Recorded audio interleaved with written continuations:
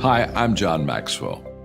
When the top companies in the world are looking for trainers, speakers, and coaches, there's one name that stands above the rest, and that's Maxwell Leadership. Our certified team members have gotten proven results for companies all over the globe, and our reputation, I'm proud to say, is second to none. Some of our members have risen to the top of their profession, including the one you're going to meet today. I proudly introduce you to my friend Bob Fabian Zinka. Welcome to the Leadership and Success Podcast with your host, Coach BZ, where we help you lead with purpose and succeed with impact. If you're ready to grow into the kind of leader others want to follow, this podcast is for you. If you're determined to elevate your success and leave a lasting legacy, this podcast is for you. As my mentor, Dr. John C. Maxwell reminds us, everything rises and falls on leadership. Our goal is simple: to inspire you, challenge you, and equip you with insights that can transform the trajectory of your leadership journey. Welcome aboard to another episode of the Leadership and Success Podcast with Coach BZ.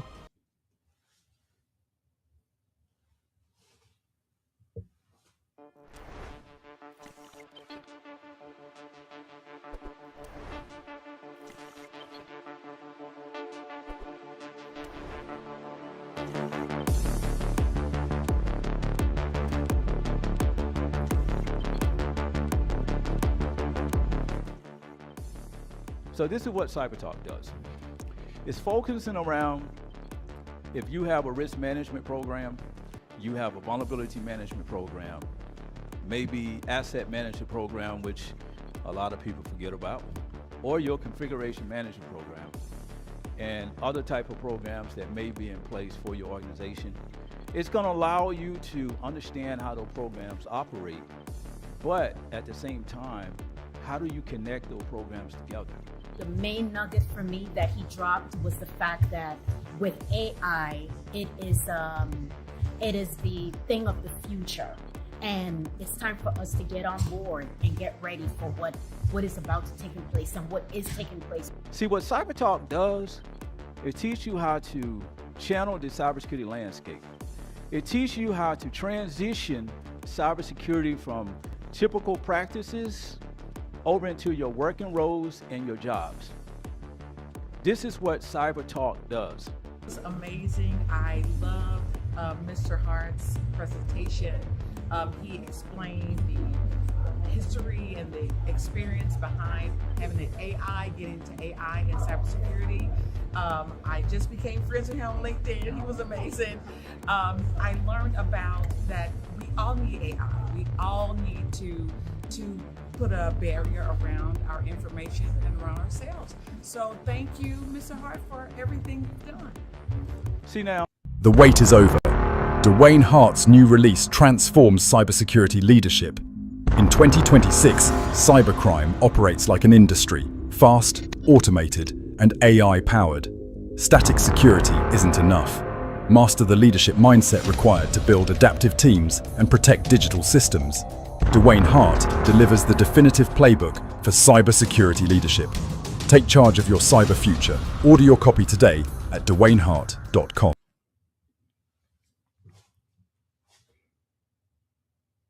All right, everybody, this is Coach BZ. Welcome to another edition of the Leadership and Success Podcast. I have a terrific guest for you today. He's waiting in the green room. Before we bring him in, let's do our moment of gratitude. So for those who follow the show, every time we meet, that's what we do here. We want to just spend a moment to be grateful.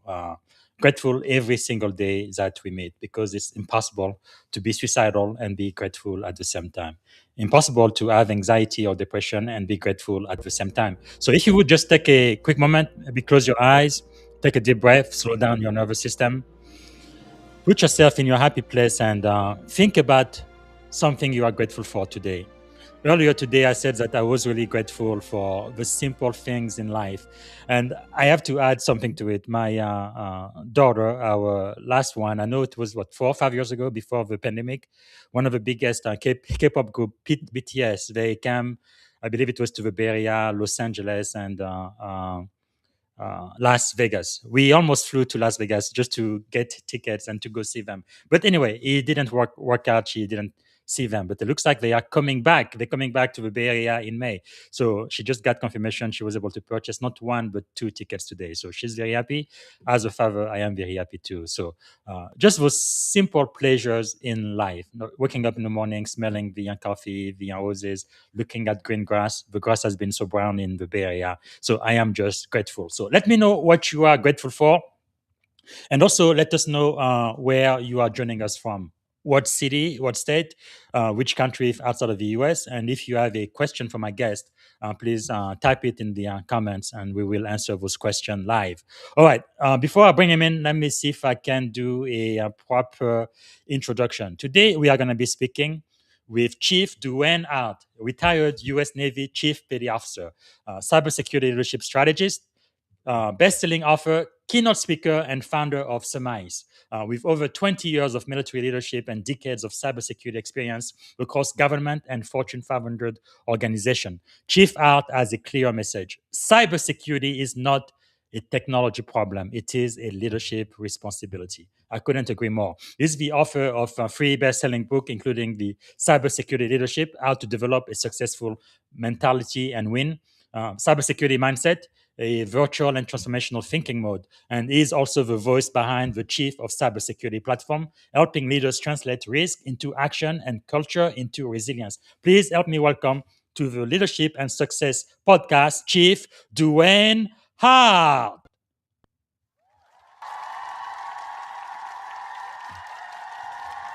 All right, good afternoon, Chief Dewayne Hart. How are you doing today, sir? I'm doing great. Glad to be here. First of all, thank you for having this podcast so we can talk about those great topics because leadership is something that's always overlooked. So I'm Yes. glad to be here. I'm glad to share my information, my history, my journey, Wow. and all my knowledge of 20 years in the Navy and everywhere else that I've been, and Yes. what I learned that can make people do great things. So true. And no, you are a retired chief. You wear that anchor proudly, but really throughout my entire career, chiefs have mentored me. I wouldn't be where I am today if it wasn't for the Goat Locker. So thank you. Salute. You guys really run the Navy. Without you guys, I think this Navy wouldn't be anything it is today. So thank you for that. Is there something that you are grateful for, Chief? Oh, well, I'm grateful for one thing in life is to be able to have great family members. So I got to Mm, say that to my family members, all yes. of them that came in. Secondly, is to be able to go through the world and to learn. And the last piece is to successfully complete 20 years in the United States Navy, Yes. because there are plenty of people that joined the Navy and Hmm. never made it past 3 or 4 years because of True. circumstances.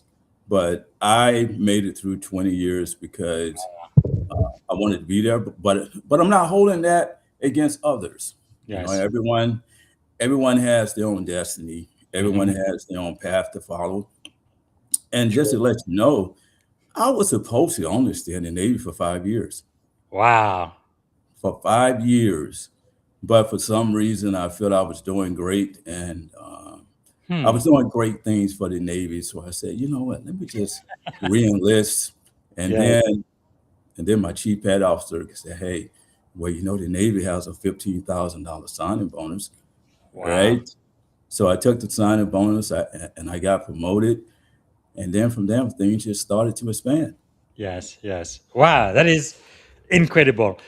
When people first meet you, Chief, is there maybe something about you that most people do not know? Oh, what is most people do not know is that I'm normal, right? Most people would think that I'm very techy, right? Very, very techy. That I don't do basic things in life. And I'm gonna be honest, I go to the Golden Corral to eat, like many other people do, right? And that is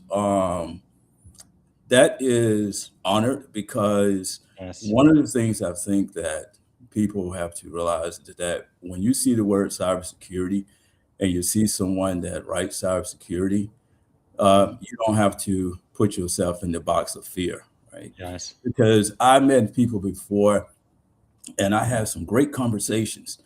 And then they ask me, what is it that you really do? And I tell them what I do. Immediately, they grab their cell phones and start to holler. And then the conversation changes. You know, it seems like they're afraid of something. So I always like to say that I'm a normal person. I'm just like the next person who's trying to live life and to move to the next level and to have fun and to see what the world has to offer. Well, you've definitely made this significant contribution to the cyber security subject with all of the books you have. For example, the CSSP practice question, which is pretty cool. I used to be on the board that decided which question would be on the test. It's really, really tough. Cyber security leadership, which is your newest book, but also the cyber security mindset. And on top of that, you also have a podcast. I don't know where you find time to do all of this. And you also have a huge YouTube channel where you really bring cybersecurity down to the folks.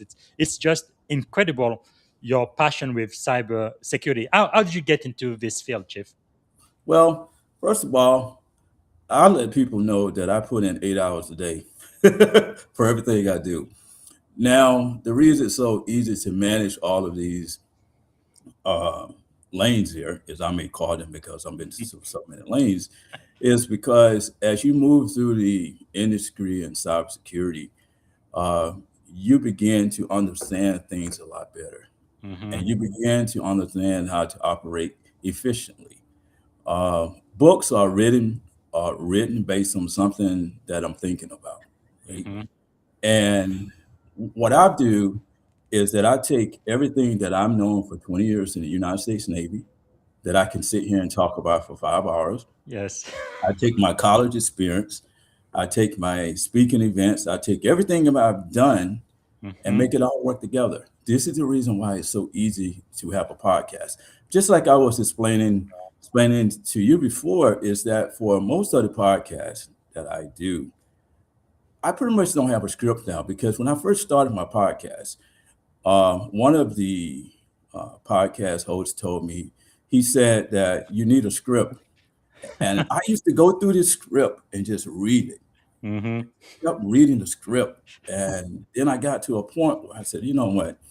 I'm trying to follow a script. Why don't I just and so to get back to your question, Yes. you know, I came into the world of cybersecurity by kind of a default because when I retired out the military, I was supposed to be a leadership coach. Can you believe that? Because I taught leadership for my last 3 years of the military. Wow. And I used to travel around the Southeast region to all the naval bases. And I used to teach leadership, plus I used to help write the curriculum. And so when it came time to leave the Navy, you know, the first thing I thought about was that I could be a leadership coach. Yes. And then I started to do my research and realized that, you know, I can just take leadership and transition that into other areas. And my first job out of the military was an IT job. And I was pulling cables through a ceiling. And then I started to realize some of the other areas of IT. So I finished my college degrees and my certifications. And I said, okay, I want to be a software programmer. And when I was taking these courses in college, I did not like sitting at a desk, just hitting a keyboard. So that wasn't going to work for me. So my second job that I had, I was on the night shift. And I saw someone that came into the data center with the CISSP book. And I said, you know, that's kind of interesting. So I picked up the book and read it. And it was intriguing because Sean Harris was the one that was advocating for the CISSP certification. Yeah, I've got plenty of books here. Logical security. Yeah. Okay. So I picked Gold up the standard. book and I read it. And I said to myself, you know what? I'm going to study this and I'm going to pass the test. And I studied for 6 months and I passed the test. And then after that, I started to gain some government contracting jobs. Wow. And then from there, I just started to liked cybersecurity. And then That's amazing. one day I was talking to a friend of mine, and he said, "Dewayne, what's your next step?" I said that I don't know. And I was sitting down on a Sunday afternoon watching my favorite football team, the Pittsburgh Steelers, play. Mhm. And immediately at halftime, something kind of resonated with me and said that you can write a book. So I Wow. went upstairs and I just wrote down a couple of things. And I said, "A book? Me? Write a book? About what?" And I started to do my research. And the first major book I wrote was The Cybersecurity Mindset. And I Wow. went through a couple changes, Mhm. and then I wrote The Cybersecurity Mindset. And then after I wrote the book, then I started the podcast. And then so after I started the podcast, and I started to speak. And Mhm. then after going on the speaking trail for so many years here, I decided to write my second book on cybersecurity leadership, which Yes. just published back in December of last year. So, the Mhm. book has only been on the shelf for 30 days. Wow. And here I am today, uh, Amazing. just trying to make a difference in the cybersecurity industry and also people lives. Wow. I say people because I like to share information with people that Yes. either want to build their careers or to do better things in cybersecurity and Man, leadership as well. that is really amazing. And the lady you mentioned, Sean Harris, she's helped more people pass the CSSP than anybody else. I know when I was on the board for ISC Square, deciding on those questions, that's one person we didn't like at all because she would take the test over and over and over again every year. She would take it, and then she would see the new question on the test and then update her books. But they couldn't prevent her from doing so. But anyway, she's been Here's the best. I a think she passed away a few years ago, but right, she's right. really and then she's also a Air Force veteran too, which is pretty Here's amazing. a secret for you. I still have those audio files from Sean Harris. And when I was studying and I Hmm. used to drive long distances on the highway, I used to have those audio files playing in my car. Yes, So, yes, when I took the test, it was like I was hearing Sean Harris talk to me for yeah, like any yeah. question. Incredible. Because I know the 5 day boot camp I went to, I thought they were going to teach me live, but all they did is play Sean Harris videos for 5 days, 8 hours every single day. So we pretty much went through the entire book. And once I did that, I felt like I was ready for the exam. It's only one test I don't want to take again because I made us take it again maybe, I don't know, 7 years ago. Almost Mhm. everybody failed. No, the best of the best, the people at the top of their cybersecurity industry. But we got rid of all of the easy question, and some of those questions they really make you think. But anyway, now let me ask you this: you said the last 3 years on active duty, you were really part of the leadership team, teaching leadership and helping with the leadership curriculum for the U.S. Navy. When I was just an E1, seaman recruit, the lowest level possible in the military, chief, they mentored me, they took care of me, and they taught me about this leadership principle. Why in the world do you want to teach leadership to an E1? It does. I didn't have any direct report. Nobody reported to me. It was just me. I was doing all of the grunt job, any job that people didn't want to do. Why was it so important, even at the lowest level possible, for the young goat locker to actually instill those leadership lessons to the lowest ranked person in the entire command? Why is that critical? Well, we have to start early rather than late Wow. because the way I used to examine leadership is that every person has to understand the big picture concept. Yes. When we look at the E1 that has just joined the Navy, that particular E1 has to understand what is it that the chief is experiencing every day. What is the chief Hmm. talking about? Why is it important to follow the Navy regulations? Yes. All right. And because if you start early and as a sailor begins to build a career, Mm. they they've they've already understand the nature of leadership, right? Wow. So we can easily now place them in a leadership role and it's Hmm. instant. Because if we Man. start late in the ball game, now someone doesn't understand the nature of leadership and they don't understand how to lead people. So you Yes. have to start early rather than late. And this is the reason why I state that everybody is a leader. Yes, Okay, yes. because someone somewhere led another person. Even if you take a 7-year-old Mm-hmm. um, that actually has a brother or sister at 4 years old, and that 7-year-old takes the responsibility of making sure that they get up every morning, make sure they got their clothes, make sure they eat, Yes. making sure that they do the smaller things they need to get done. That's Mm. leadership, and it starts early. That's powerful. Man, I was so proud when I finally made petty officer third class. My goodness.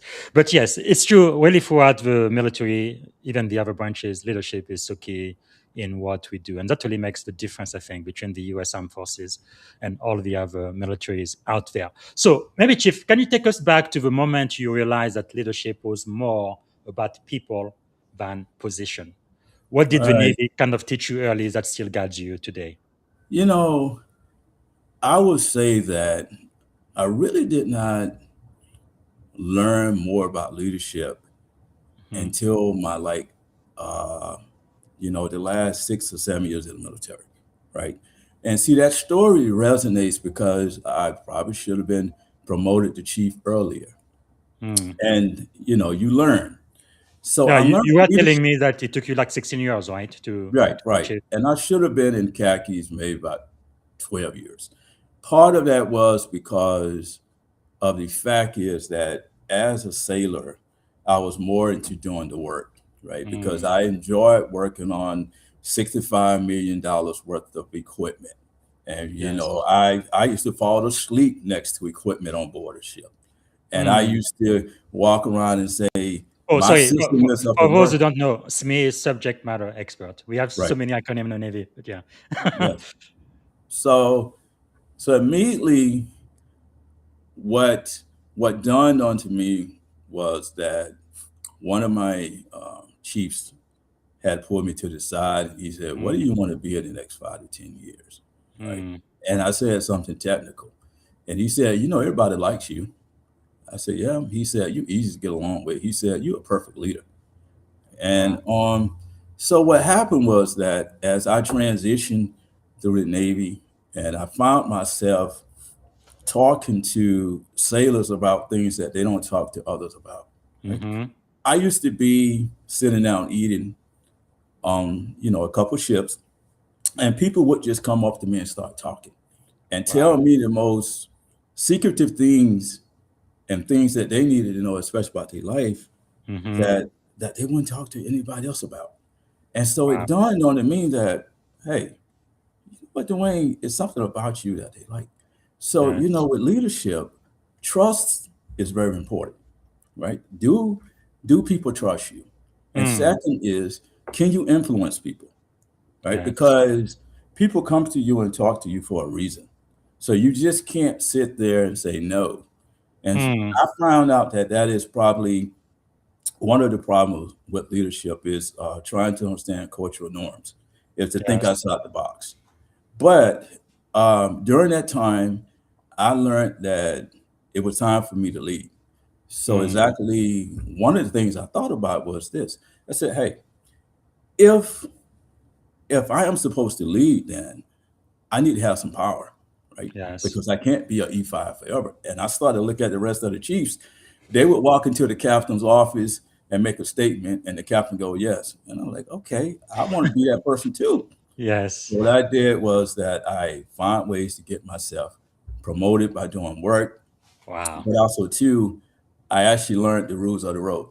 The Yes. rules of the road are that you have to be important. And Mm. one of my last ships that I was on was the USS Spruance, and I remember I had came aboard the ship, and like the first commanding officer told me, he said that I'm going to depend on you a whole lot. I said, why? He said that if my guns ain't working, he said, I'm coming straight to you and not your chief. And Wow. immediately it dawned on to me, hey, you are here for a reason. And then I Yes. started to pick the ball up a little bit, and I seen Mm. that others would come to me for questions. And, I give greatness to one person, which was on board the USS Florence, that came to me one day and said that you need to take over the first class petted officer association. Yeah. Now, for the people that don't know what the first class petted officer association is, It is a group of E6s that work together to increase the morale for the ship. So you Yes. do things together as an E6 community, but no one wanted to take over the group. Because And it's now all volunteered, you don't get extra pay, and it's a lot nothing. of work. Yes. And it's a lot of work because you spend more time in the captain's office talking to him about the E6 community. This is the reason why nobody wanted to take over. And I was But coming to a meeting, wow. and I'm coming to the first class bed officer meeting. And I was going to sit down, and that's when someone said, "You need to take over." Me? Take over? And Yes. I kind of took over the group, and then after that, things just start to expand out. Wow, that's really amazing because in my experience, nothing prepares you better at the anchor than being the leader of the First Class Petty Officer Association because you really learn how to deal with people. And of course, it's going to be reflected on your annual eval too because it is a lot of work and Mhm. some practical leadership. So, Chief, you have served across multiple ships, like you've mentioned, and command. What was maybe one deck plate leadership lesson that still shapes how you lead cybersecurity teams today? Oh, yes. You know, one of the things that I learned is that when it comes to problems, someone, somewhere, or some people had resolved that problem. So Mm, I carry that same concept into the cybersecurity domain yes. because you have a problem. It has been resolved before by somebody somewhere. Here's a great Yes. example of me telling sailors how to resolve problems. I was on a ship. Uh, and so what happened was that one of the systems was down, and it had been down for 24 hours. So I gathered my my whole division, and I said that we need to get this up and operating. And one of the sailors came to me and they said that I know what the problem is, but we don't have any parts for it. And Mm, so they kept coming up with all these excuses, especially about parts. So I said, "Come here for a minute." So we went to the fantail of the ship, and I said, "Okay, how many ships are in this basin?" So everyone looked, and so they said 10. So I okay. said, 10 ships in the basin. I said, out of those 10 ships, somebody has to part. Yes. Somebody has to part. And so each one of the sailors picked a ship, and they went to the ship, and they came back with 3 parts. Wow. The lesson was that somewhere, Busy somehow, day. somebody has an answer.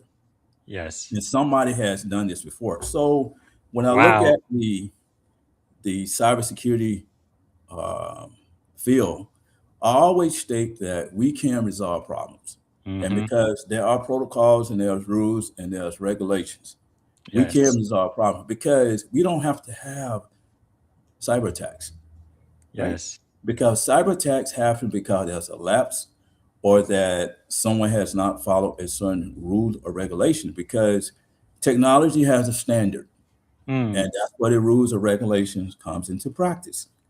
Wow. That's People powerful. people are flexible, right? Very, Yeah. very flexible. So what I tell individuals is that understand the protocols and follow the protocols.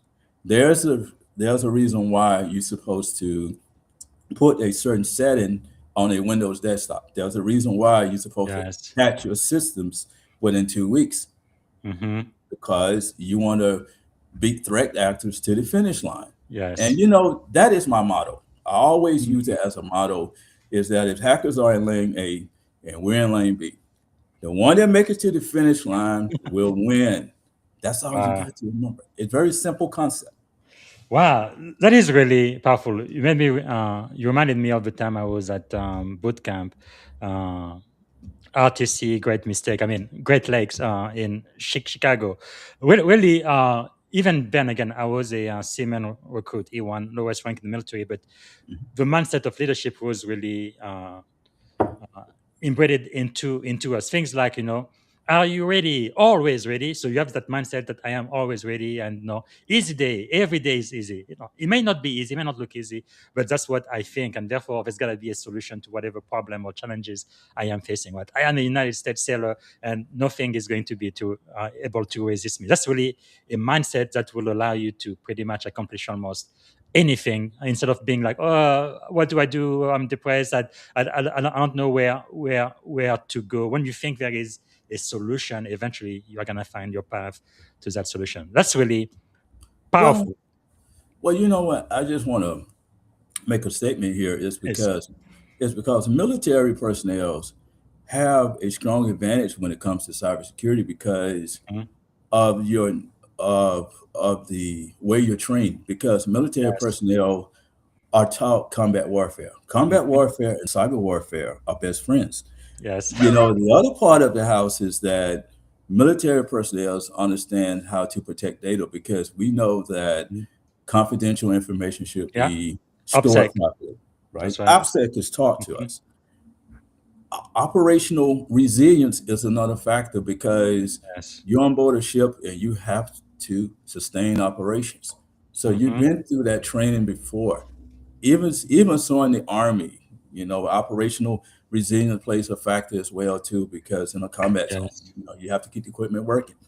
Yes. And so military personnel have a strong Mm. advantage for cybersecurity because of Yes. the term cyber warfare and combat warfare, which is best Mm. friends. That is powerful. Great way of looking at it. Now, let's talk about you becoming chief. That's such a great achievement, milestone. Like I told you in the green room when I was at boot camp, I was like, one day, one or two things going to happen. Either I make chief, E7, senior enlisted, or I make commander, senior officer. It just happened right after I made E4, I was a bit of the third class. I had the opportunity to become an instant for the direct commission officer program. But when you became chief and you were that anchor, did that change kind of the way you viewed accountability and responsibility? Oh Not just yeah, for the mission, but for the people as well. yeah. If per se my command master chief at Center for Naval Leadership, Mayport, would listen to this podcast, and he would be falling out of his chair, and he would say, he would he would be saying, "Yeah, yeah, you learned well." Now, I share a little story with people is because there was times in my career where I was not supposed to advance to the Mm. next level. One was boot camp because my company commander told me I was this far, this far away from sending you back to Macon, Georgia. Why? Mm. Why? It's because I had a smart mouth. Okay, see, so you can't do that in boot camp.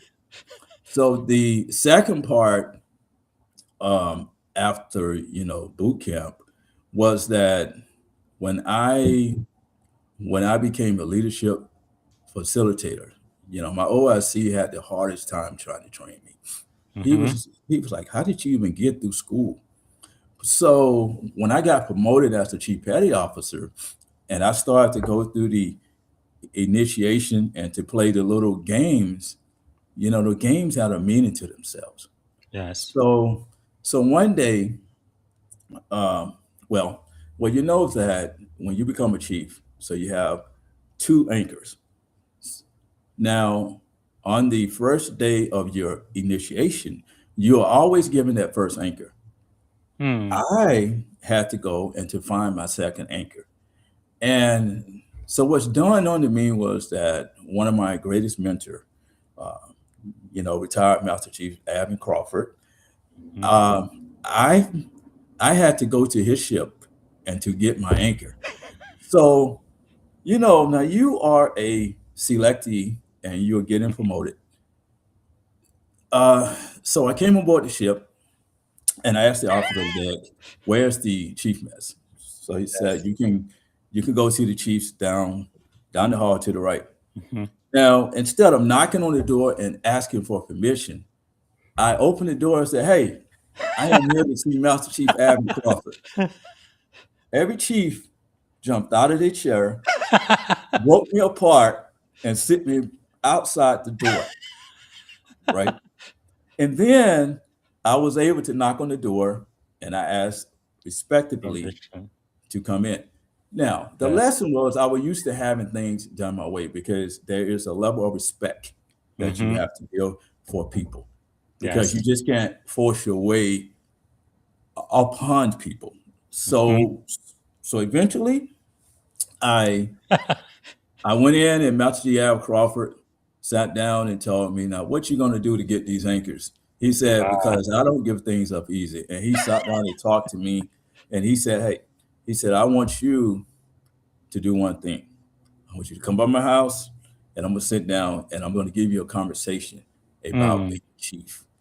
And what he taught me still stays with me today because Amazing. we live in a society where sometimes you make decisions that Mm-hmm. are not respected, but you have to value the consequences behind those decisions that you make Mm. because you Wow. have to take ownership of those decisions because you may find people that Yes. don't like you, people that may say that you're selling us out. Mm-hmm. And if you are not being liked by certain chiefs, then guess what? Those chiefs may not help you. So what you Mm. have to do is to realize that there are unwritten rules in the world. And Yes. that's one of the things I learned as a chief is that the unwritten rules are a lot more powerful than the written rules. So what you have Wow. to do is to learn how to strategize and learn people. Mm. And what I learned when I transitioned over over to chief was that everything I had done in the past represented the anchor. Now, Wow. I was not perfect, and that's why we call it the foul anchor because Mm-hmm. you're not perfect, but you are good at what you do. Hello Yes. there, USS Bruins. Yes. So that Wow. was my day of transition, I may call it. And I remember after the initiation, and once I Mm. got promoted, the first day I walked into the classroom and I started to teach, my OIC like, what happened to you? I go back. He said, you are 180 degrees different person. And I was Yes. energized, but it takes certain things from certain people, Mm-hmm. and it takes a person to take a self-evaluation of Yes. themselves to see where they are. And sometimes that will motivate you to actually go to Wow. the next level. Man, that's leadership. Amazing. Let's talk about your instant bestseller, the cybersecurity leadership, how to develop a successful mentality and win. Now, one of the first questions I want to ask you about this is, you often said, right, cybersecurity is not a technology problem; it's a leadership problem. What do Yeah. most executives still get wrong about that? Can you unpack that Well, for us? well, we get it wrong because of the fact is that we have a million technical gurus on the planet. All right, so we can have technical gurus at a dime a dozen, Mhm. but who's going to lead the technical gurus?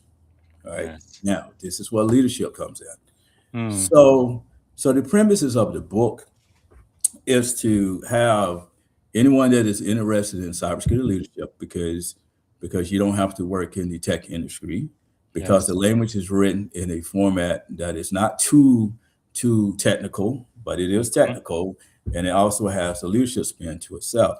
Yes. So the book teaches individual how to transition cybersecurity into a business solution. Or if you're with the federal government, you want to transition that into a national defense strategy, is what you're Hmm. trying to do. Because the government doesn't per se use the word business, so it's national defense or national strategy. It's Yes. pretty much what you're trying to do. There are there are four there are four parts to the book because the book itself is a model, is a Hmm. model. So you start off by actually learning the purpose of cybersecurity leadership because you exist for a certain reason. Yes. One of the strongest points I push is that you have to have human interaction because you Mm. have to be able to deal with people. Yes. Then I kind of move on to the second section and focus on what are the requirements to lead. Uh, Mm. because I have a chapter called the Leadership Triangle, which is something I got from the Navy, which is responsibility, authority, and your accountability. and Yes. learning how to enforce those into leadership practices. Afterwards, you're going to move into section 3, where you talk about yourself, right? Where you learn about what does it really take for a person to lead Mm, based on making the right decisions, yes. based on the way that you communicate, because you have to be decisive. Now, there's no right or wrong way for a person to lead. I'm just Hmm. giving you tools in Yes. section 3. And the Wow. person has to decide on how is it that they want to communicate to executives and their different Hmm. team members and so forth, because everybody has a voice. Yes. And so I put scenarios in the book as well too, so that individuals can see actual things that happen, because a lot of time, especially with leaders, you always forget about the junior person, because the junior Mhm. person that comes on board may just tell you that they seen something on a report that makes sense, and you go, listen up, Yes. you're young and you're just coming out of the door, man. You don't particularly know what you're talking about, and you overlook that, and it could Yes. cause a cyber attack. So, Mm, so everyone has a voice, and the powerful. last section, it focuses on activating cybersecurity leadership.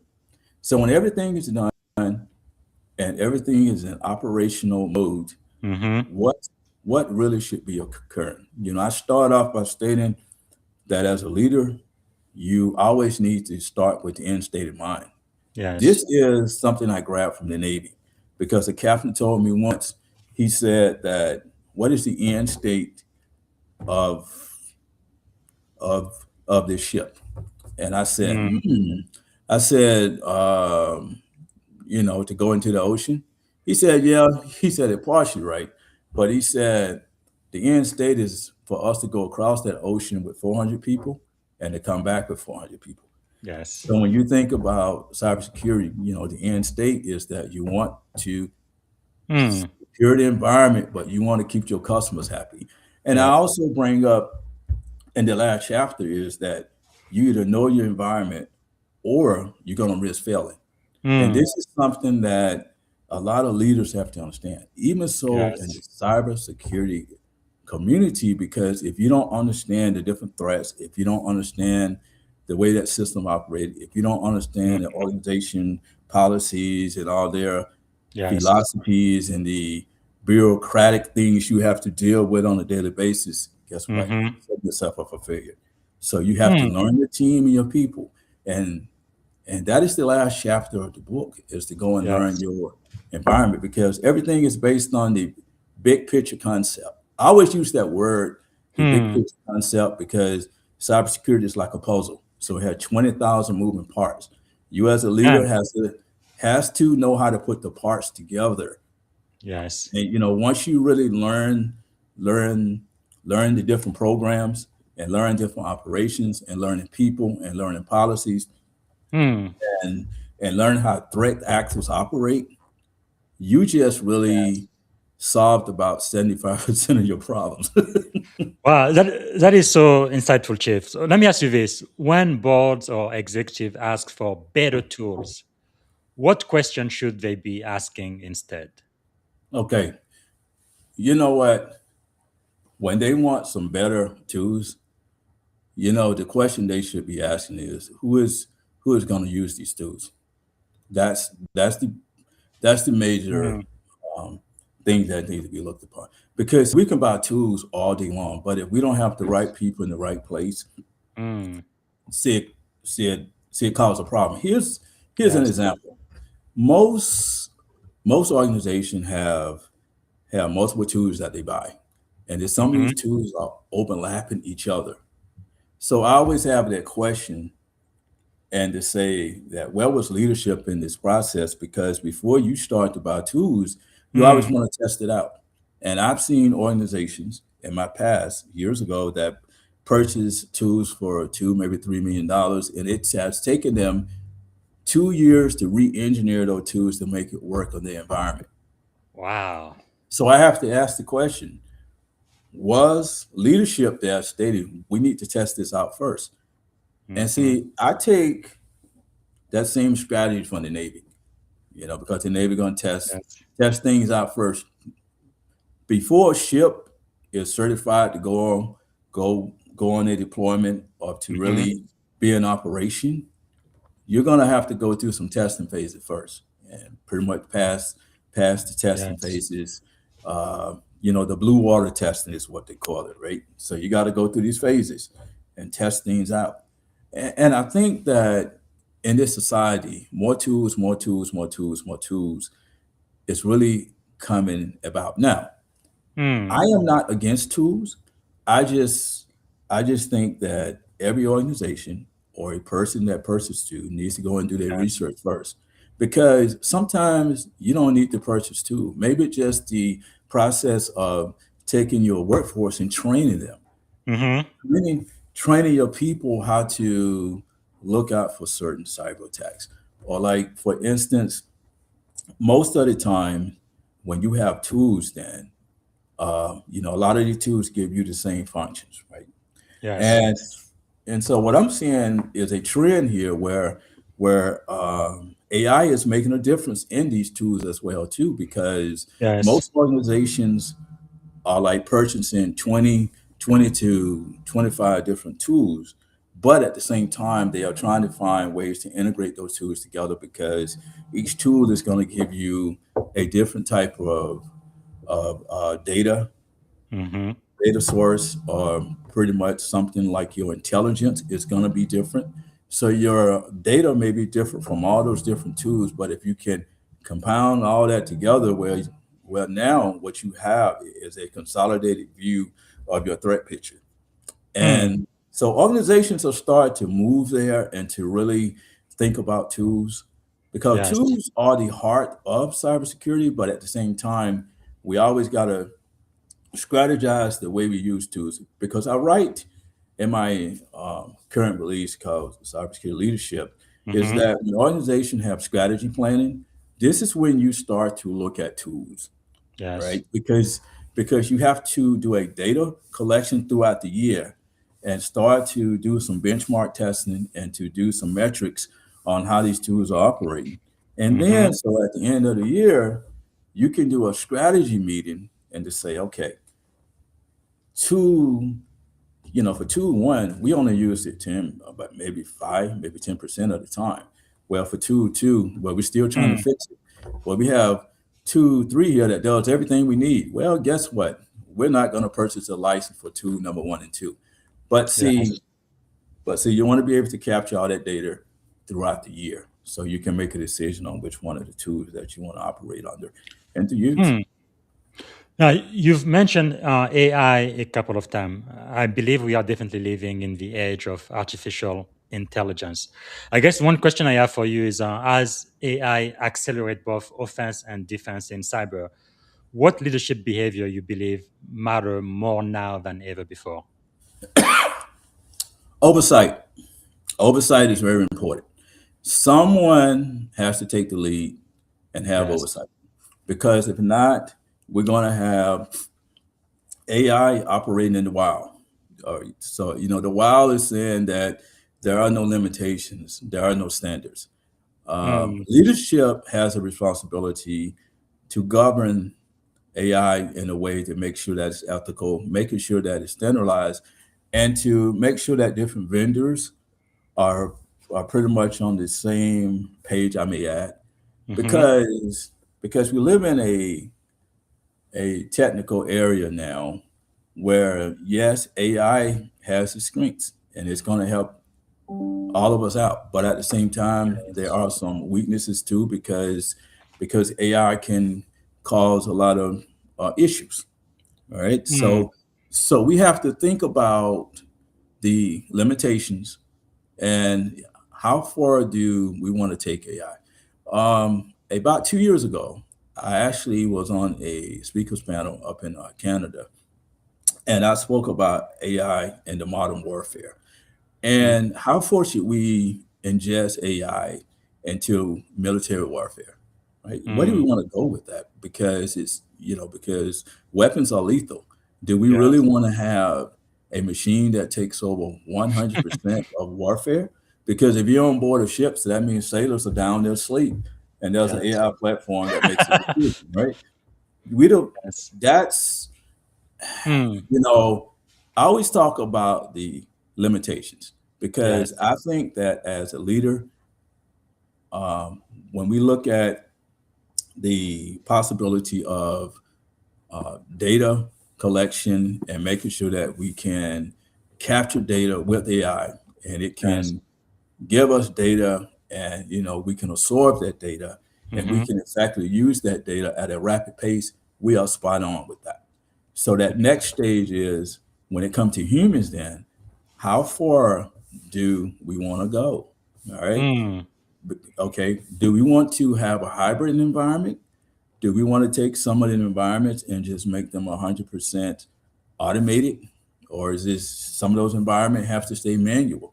Yes. These are the questions that leadership has to really look at. And part of that is just doing our homework now, Mm-hmm. all right? Because certain things in the future state, we already know what can happen. Some of those Yes. things we don't know, but at the same time, it actually requires us to do a lot of research and it requires Mm. us to make sure that we collaborate, talk, and also too to set standards Yes. because leadership has a strong responsibility now because AI itself has a lot of risk within Mm-hmm. itself as well. But that's a strong benefit for the cybersecurity community as well too, because of all these Yes. different data feeds that are being um, utilized. AI platforms can take that data and it can manipulate the data and it can correlate it and it Yes. can provide you that data in a rapid uh, Mm-hmm. speed, right? So I Yes. say speed. Speed and accuracy is very important now. So, Quite. that's Well, that's quite an opportunity. In that case, what do you think about entry level position in cybersecurity right now? Because with the advanced use of AI, a lot of those positions are becoming almost obsolete with automation and all of that. What would you advise someone who's listening to us right now? They want to get into cyber security. What should they be doing in order to prepare for this okay. AI age to get into All cyber? right. A couple of years ago, I had a four-part podcast series on this topic, and I'm just going to brief over it now. I am Hmm. going to take the mindset of someone who is now in college Hmm. or someone that's thinking about going to college. All right. Cybersecurity and AI is going to be the future. So you have to learn as much as you can and Yes. special college. But the better part is that when you get the certifications and the training down. So so if you want to transition over into this new tech area of AI and cyber, start to network. But you don't Mm. have to wait until you graduate out of college. There are job fairs, there are technology events that go on every day. Yes. Individuals can go to those technology events and start to network with the recruiters and also the corporations and to Hmm. just let them know that you're interested in the field. Yes. The other part is stay up on YouTube and learn as much as possible because Yes. it's so much free information on YouTube.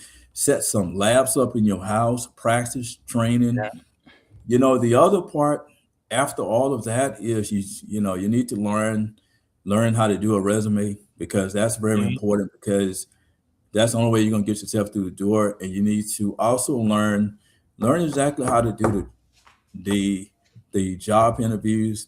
Yes. All of that is very important, but at the same time, making sure that you do your research, make sure that you do your homework, making sure that you network with the right people, because Mm. there are plenty of people out here that are willing to share information. And I've done Yes. some speaking engagements where I went through and shared information on AI and what is coming coming up in the future. Hmm. And also too, now this is not a sales pitch, but I had a couple of people call me and tell me that my book, The Cybersecurity Mindset, they Yeah. read it a couple of times before going into a job interview and did well. Mhm. Now, Wow, that's beautiful. now I just had someone, a couple of people to tell me that because it gave Yes. them an idea of how cybersecurity operates, and so they was able to figure out exactly what is it that the recruiter wanted, and Yes. also to align their skill sets over and to do well in the job interview. Man, that is so powerful. And of all of the YouTube channels out there, I definitely highly recommend the Chief of Cybersecurity. Very That's right. easy to find, and you share a lot of great information there, Chief. Okay, let me ask you one more AI question, then we're going to go to the last segment. What does ethical leadership look like when AI can outpace policy, law, and training? Oh, so that's a really great question there. Ethical, ethical, ethical leadership is really looking at AI based on the fact of when, and whether it's going to affect humans. Okay, Hmm. because see, that's the end state of AI there, right? Is it built to a level that we can say that it's safe, right? Yes. Can also too can can we rely upon AI, and at what extent? This is where leadership steps in here, right? And actually have that certain mindset to think that, Mm. okay, if I took AI and if I used it for my environment, how safe am I? Right? Yes. Okay. What are the ethical things that could or could not happen as far as privacy, as Hmm. far as data leakage, as far as organizational proprietary information, right? Hmm. Because a lot of these platforms have to use Yeah. that information to correlate other pieces of information. Yeah. So Intellectual as a property leader, and confidentiality. right? Yeah. So as a leader, you always have to be thinking ethics because AI itself is supposed to mimic humans to a certain level, but it doesn't have all of the bells and the whistles yet to Mhm. completely take over and do things that humans, but it can do some of the functions that humans do now. Yes. So when we think of AI, so we think of taking a person and actually replacing them with AI.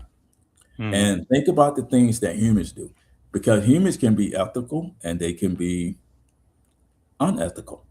So when we have these AI platforms, then they're going to take on the same characteristics.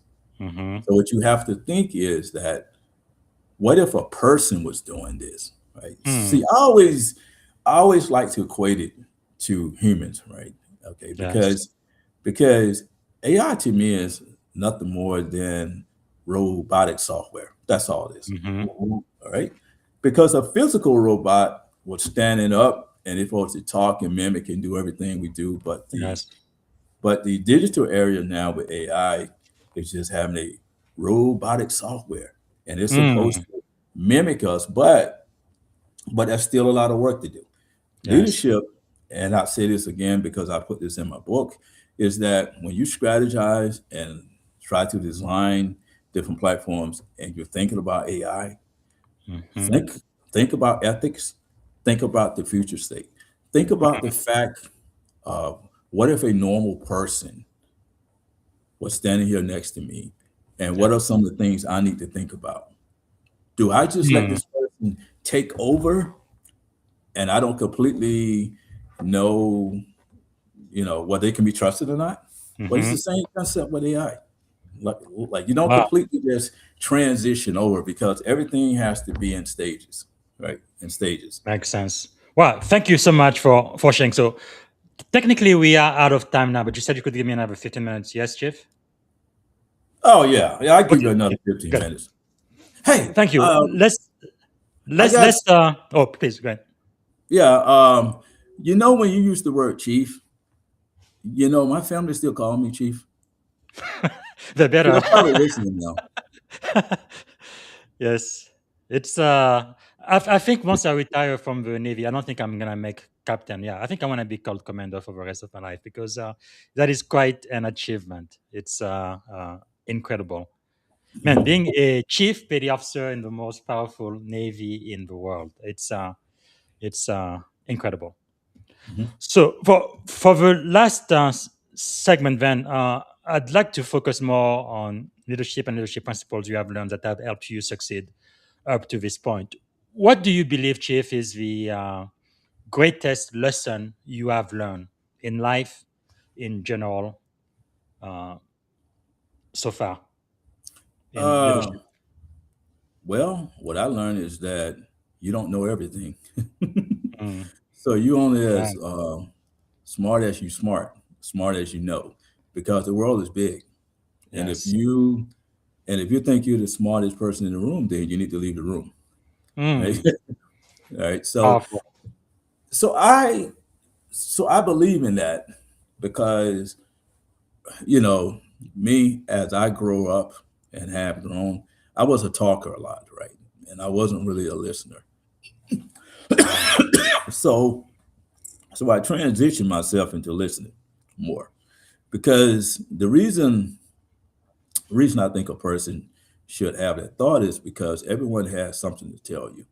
Let's just say, for Mm, instance, if I took 100 people, all right, and all of the 100 people really didn't have too much to talk about that actually interests me, right? I guarantee you, I could find 3 to 5% of whatever they talk about mhm. could be of interest. Yeah. Now, I just went through 100 people, and I got 3 to 5% of interest from 100 people. Mhm. And if you calculate that up, that is a whole book. Right? So, Yes. Wow. so with me, I'm always thinking that we always have to think outside the box. Mhm. Hmm. There's a bigger world because this is how leadership becomes successful. Because you have individuals or groups and teams that have a large dependence upon you. If Mhm. you can think outside the box, if you can grab more knowledge and you can be a resource, then you just help your team out. Wow. Because It's powerful. cyber defenders have questions about their Mhm. careers, and they may have technical questions. So you just can't look outside the box and say, "Oh well, they're just a junior person, so they don't know Mhm. anything." You know what? Well, if Yeah. that junior person wanted to know it, then well, they can go pick up a book.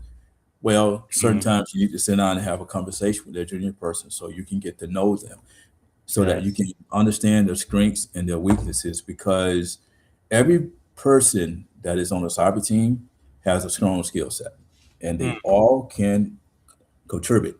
So what you have to do as a leader is to understand their strengths and their weaknesses, and Yes.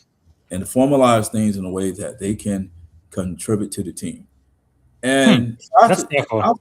right, and also just try to remove all the silos out of the way, because you have people that will work on their own or Yes. just want to be in a corner. So you have to have people to come together as a group so they can share their ideas. Man, that's And really a mindset, isn't it? Mhm. Yeah, Wow.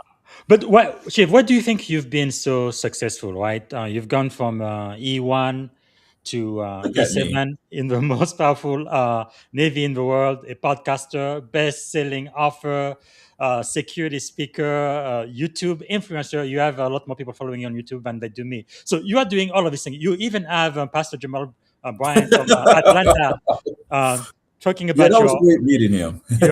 your books, all of this celebrity. Why are you so successful? You think cybersecurity, um, your own business consultant, and all of that. It you is a lot. know, I think it goes back to upbringings. Um, I was one of the persons in life that could never do wrong. Now I call it wrong was because nobody would allow me to do wrong. Hmm. Um, because I think friends, family members, and everybody else that I've been around, they already seen the vision in front of me. Hmm. I was speaking to a friend about 3 weeks ago, and he said that when you came aboard the ship, he said that we wanted to get you to play dominoes and to play cards with us, but he said you were not interested in none of that. He said that I just left you alone, and he said Hmm. that you said that you were something special. And Wow. And you know, the driving force was that I've always wanted to escalate to the next level because I've never been satisfied with just being mediocre. And I Yes. remember when I came to boot camp, and I remember all the studying I had to do and the reading. Mm-hmm. And I tell people the same stories that throughout my 20 years in the Navy, I cannot remember a time that I was not studying for something or reading something. Mm. I was always motivated to move to the next level. Even Yes. so, after getting out of the Navy, I still read. I still have goals to meet. And to Mm-hmm. meet those goals means that, yes, that I continue to go, but at the same time, I'm always about balance too. Okay. Yes. Because, Wow. you can go to goals, but at the same time, like you really have to have a social life and you got to Hmm. find other things to do. And, like Yes. my new hobby is cooking different meals. I have Nice. a new hobby is trying to make some casseroles, right? Yes. It's to make different juices and Mm. to do those things as well. And to Yes. and to do something I just been doing for years is always listen to music Wow. because see, you have to have balance. Balance is going to help you move move move to the next level. But I've always believed that the world is big. The world has a lot to offer. Hmm. Now That I is may not quite know it powerful. all, Yeah. so I may Wow. not know it all. Since you mentioned music, is there maybe a song or a book or a movie that would be your life's theme or your life's anthem? Oh wow! You know, there's so many great artists that sing songs, and I'm a, I'm a fan of Maxwell, uh, and I listen to some of his music. One of his songs called Mm-hmm. I think it's "Lake by the Ocean" is really good.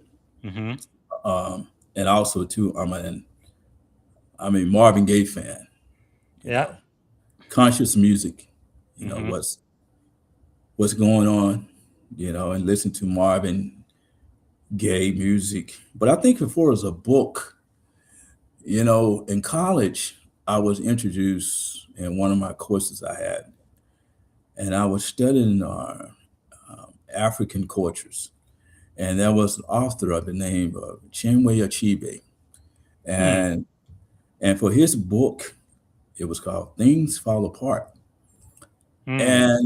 And I still resonate with that book because one of the things I learned was that when you establish a norm in a culture, and if you're used to doing things a certain way, and if it works for Mm-hmm. you, continue to do that because Wow. others will come and tell you that it's wrong and that you need to change.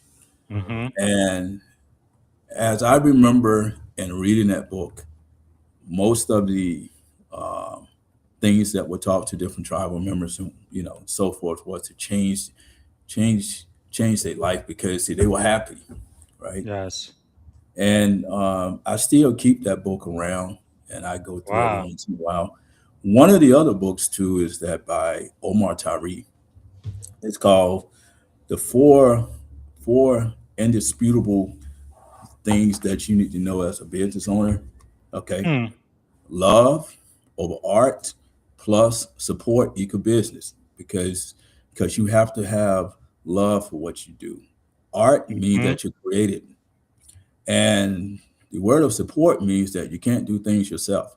Because as most people may say that they are 100% independent, no, you're not. Because Hmm.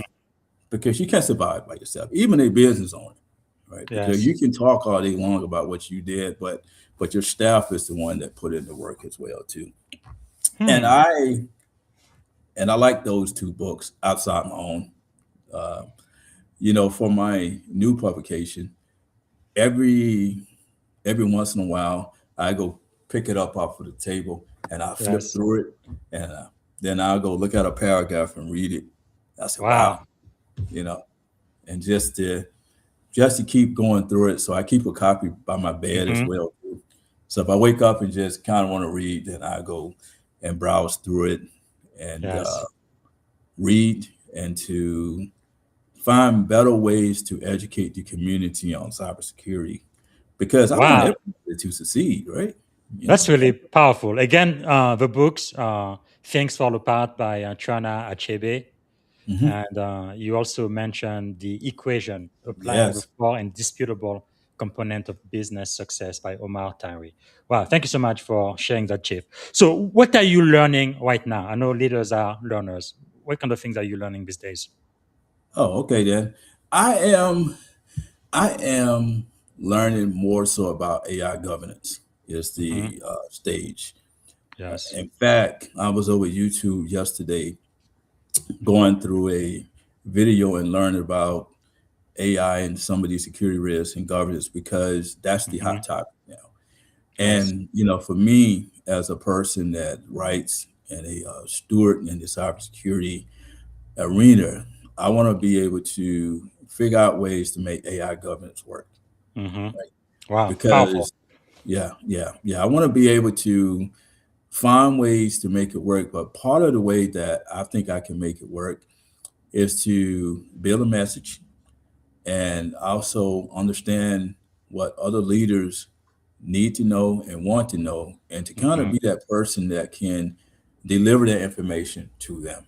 Because Wow. that's a responsibility Yes. of like someone that is involved with the cybersecurity field. Because the Mm. code of ethics that you take for the CISSP, right? So Yeah. you're trying to build others, and Mm. Powerful. that's my passion, is to build people, Yes. is to make people smart. When it comes to tech leadership and all their Hmm. careers, I'm Wow. always open to share information. I find myself Yes. as a teacher because I made a statement once. I said that if I had not joined the Navy, where would I be today? Mm. I would have probably been at a university as a dean, right?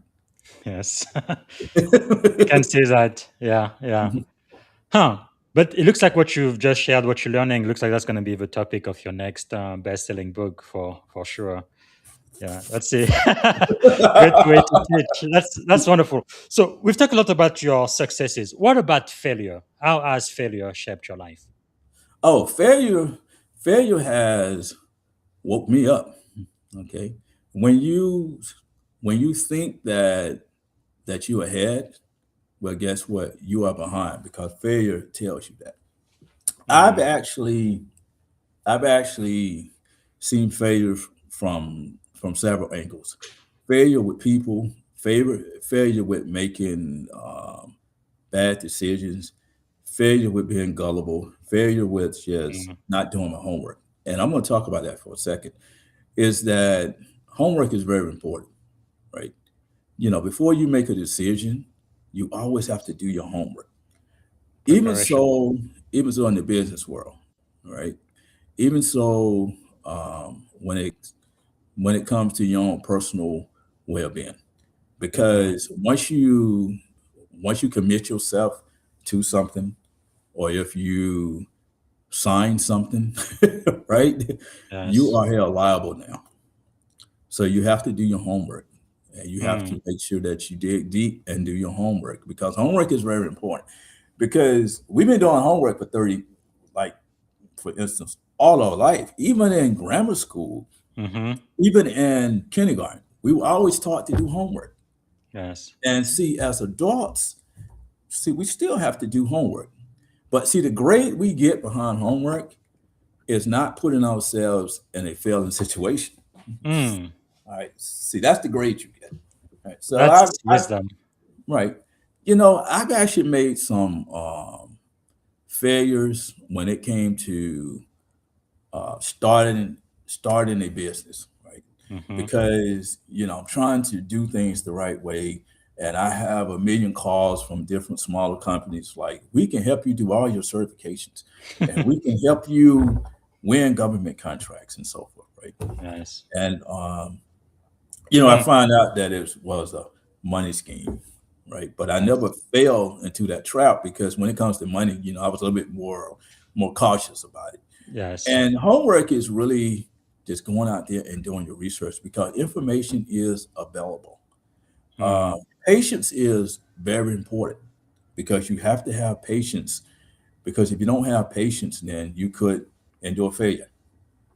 that is Now, powerful, powerful. yeah, Wow. the idea is that sometimes failure has to happen, right? So somebody get waking up.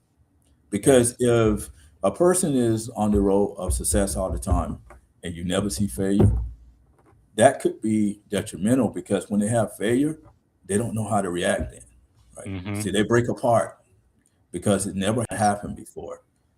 Mm, So unless you had some type of failure, or pretty much if you seen failure through others, because some of us probably have not had failures in certain areas, but yeah. we've seen what others had to go through, right? And I've seen Sure. what certain people have to go through, and I'll say to myself, no, I don't want to go through that. Uh, I already know the outcome. that's really wisdom. So let me ask you, Chief, if you could choose three people to have dinner with, they could be alive, dead, or even fictional figures. Who would you choose and why? Three. All right. I would say the first person is previous president Barack Obama. Yeah. Definitely, definitely would be I one think you don't have to person. say why for that one. Next. so you know, hopefully, hopefully he gets a copy of my leadership book and want to talk to me. So that Yes. would be very important.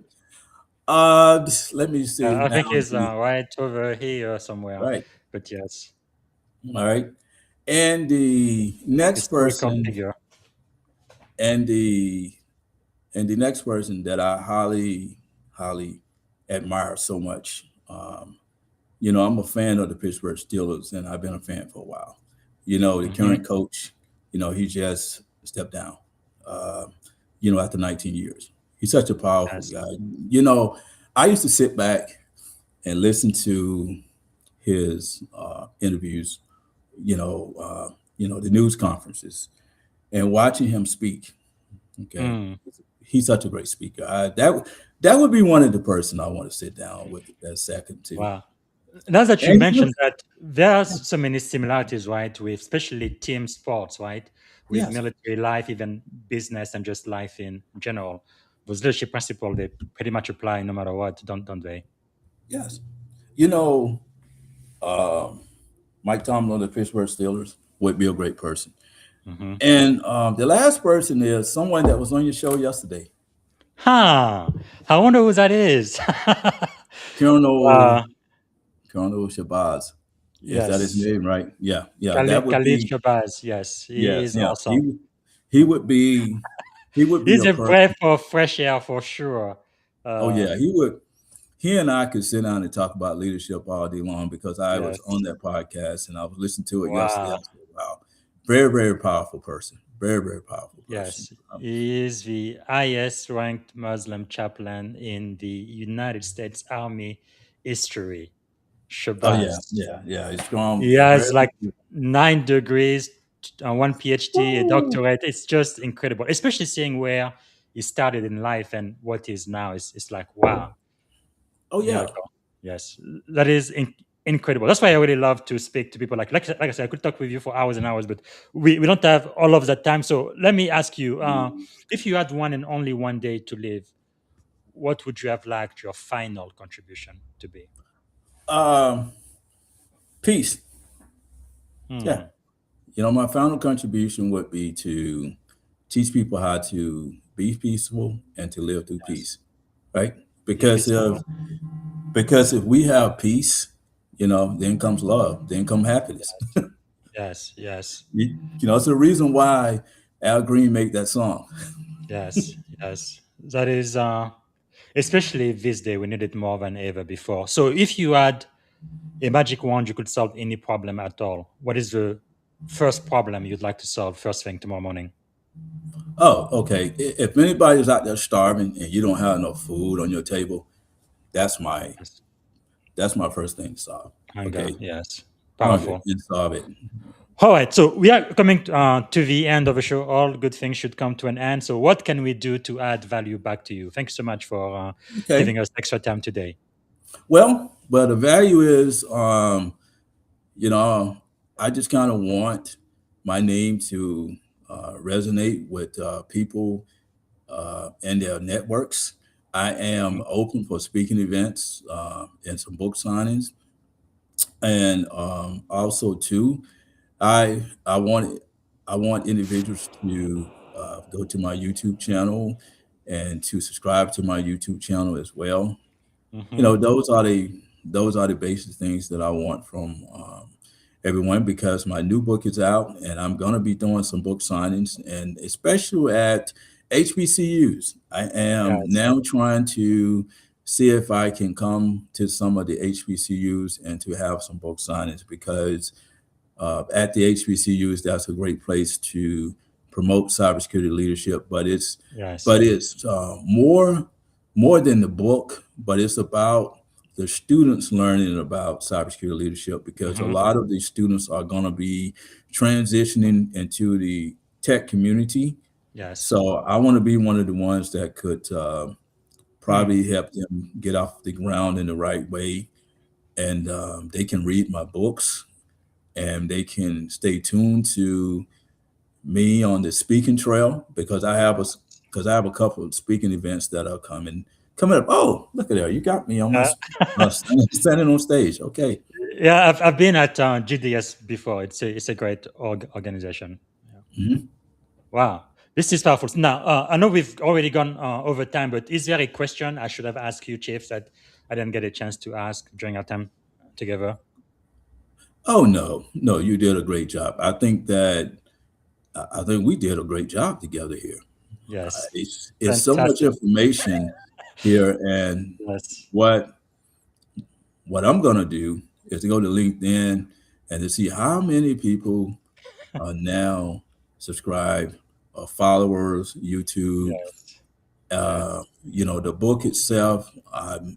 am definitely looking out for some book signings, because I stay in Atlanta.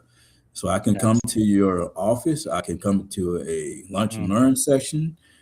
We can go and talk about cybersecurity leadership, and we can put things in the right perspective so that you can grow Yes. your career and so that you can do great things.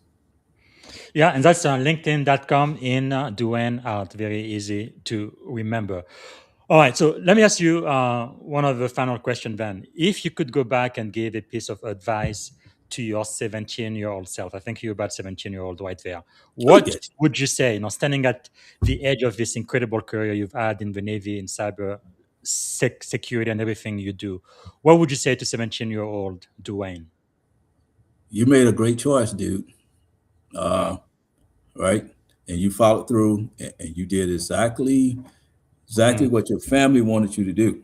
Because see, it wasn't about you. Because see, I left home, and and I remember when most people were afraid of me joining the military, because I had never really been to bigger cities, and it was like, mhm. oh man, you're gonna join the military, man. They're gonna use you up, man, because you're quiet.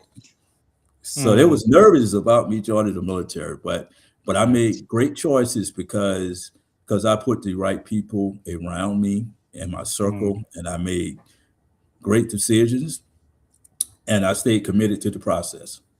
Wow. That is amazing. From E1 to chief to cyber security leader.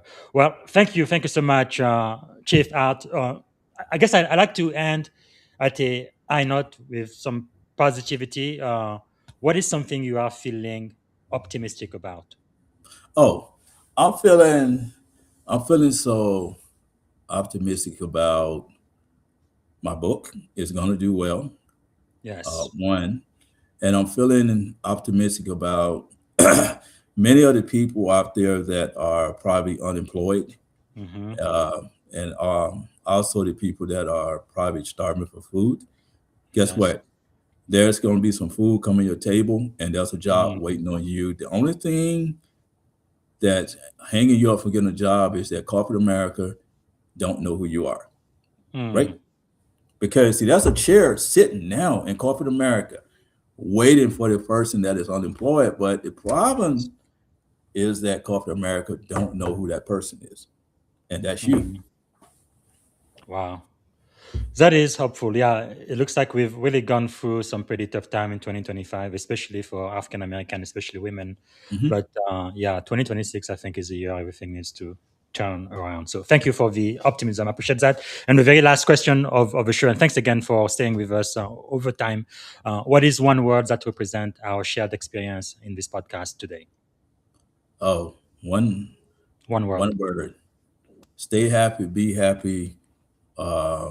You continue to commit yourself to the next level, and just remember that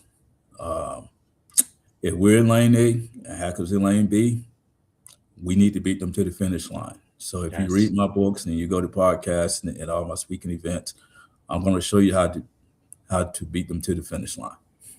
Well, thank you so much, Chief Dewayne Hart. Really appreciate you being one of our master's teachers today and for your wisdom and everything you've taught us, not only about leadership, but cybersecurity and also the U.S. military. Thank you, Chief. I appreciate that. Okay, take care. All right, everyone. So that's Chief Dewayne Hart. Please follow him on LinkedIn, and his YouTube channel is really, really cool. It's much bigger than mine, right? Chief of Cybersecurity. Make sure to follow him there. And of course, we talked about his book, his latest one, Cybersecurity Leadership. I think even if you're not in cybersecurity, this book will still be important for you just to understand principle of leadership. And CSSP practice question for those who want to take the CSSP, I believe the gold standard for security professional and the cybersecurity mindset. All right, we are so grateful. And quick reminder that tomorrow morning, I think 9 a.m., 12 p.m. Eastern Time, I will be speaking with Colonel Thomas Gordon, U.S. Marine Corps retired, principled, formative, and resilient. We're going to be speaking about his book, The Marine Maxim. So, Marine Maxim in action, building character that withstand command. That's going to be tomorrow. And I'm going to be back tomorrow again with our study on the book of Proverbs. Tomorrow will be Proverbs chapter 23, since it's going to be January 23rd. This is not a religious podcast, but we're just going to be focusing on ancient wisdom and leadership lesson from the book of Proverbs. All right. I hope to see you tomorrow, 9 a.m. Pacific, 12 noon. And until tomorrow, have a very wonderful rest of your day. Bye for now. Thank you for tuning in to the Leadership and Success Podcast with your host, Coach BZ. If today's episode added value to your leadership journey, be sure to subscribe, share, and join us again for more wisdom nuggets on how to lead better and achieve greater success. Remember, leadership is the most critical skill of our time. The world will always need leaders to inspire others, drive innovation, and execute meaningful strategy. So why not count yourself among the bold leaders shaping the 21st century? Until next time, stay inspired, stay committed, and keep leading with excellence.